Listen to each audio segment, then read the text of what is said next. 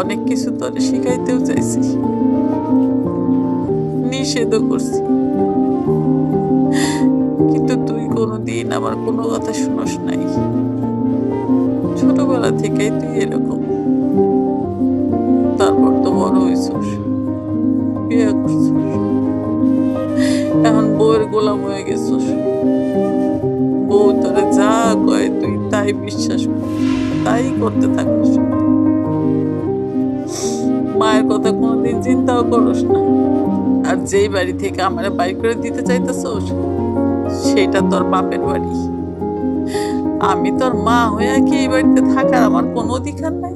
না, নাই, কারণ আপনি তো চোর। একজন চোরকে আমি আমার বাড়িতে রাখতে পারবো না। আপনি কখনো শুনেছেন যে একজন চোরকে দুধ ভাত দিয়ে কেউ বাড়িতে পোষে? আমি বাবা আপনাকে পোষতে পারবো না। আপনি এক্ষুনি এই মুহূর্তে আমাদের বাড়ি থেকে বের হয়ে যাবেন। আর কি ব্যাপার, তুমি হা করে দাঁড়িয়ে দাঁড়িয়ে কি দেখছো, কি শুনছো? তোমার মাকে বের হয়ে যেতে বলো। অবশ্যই অবশ্যই উনি এই বাড়ি থেকে চলে যাবে। চলো মা, আমি তোমার সন্তান হয়ে তোমার ঘাড় ধাক্কা দিয়ে এই বাড়ি থেকে বের করে দেওয়ার আগে তুমি সুস্থভাবে সুন্দরভাবে চলে যাও, নইলে কিন্তু আমি সত্যি সত্যি তোমার ঘাড় ধাক্কা দিয়ে এই বাড়ি থেকে বের করে দেব।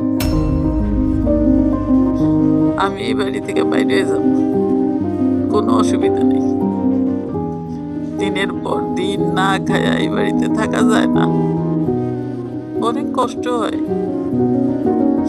3 বেলা একটু খাওয়ার লেগে আমি যে কি কষ্ট করি, কোনদিন তো জিজ্ঞাসা করিস না।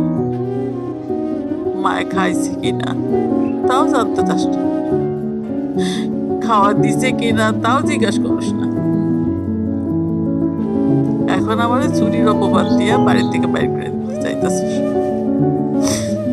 ঠিক আছে, অসুবিধা নেই, আমার হাতের বান্ধবটা খুইলা দে, আমি যাবো। তোর সামনে আমি আর কোনোদিন আসব না। যত দূর আমার চোখ যায়, আমার যেখানে মনে যায় সেখানে যাব। একটা কথা মনে রাখিস, উপরে যিনি আছে উনি কিন্তু সব দেখতেছে।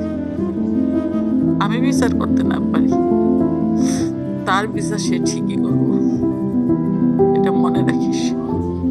আল্লাহ সবার জন্যই, আল্লাহ সবার বিচার করবে, এটা আমরা সবাই জানি। তুমি এই বাড়ি থেকে চলে গেলে আমরা দুইজন স্বামী স্ত্রী একটু শান্তি পাই।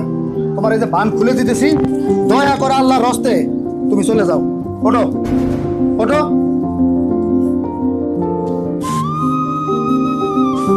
যাও, রাস্তা খোলা আছে।